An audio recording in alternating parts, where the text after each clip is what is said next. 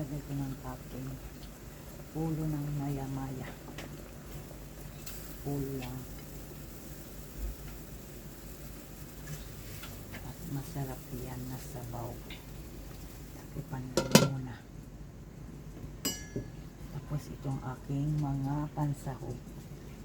Malunggay, alugbati, kulitis at talbos. Puro dahon-dahon. Puro dahon-dahon lang ang aking gulay. Tapos mabango siya kasi may tanglad. Kulitis at malunggay. Tapos may tanglad, mabango. Wow, sarap. Sarap-sarap.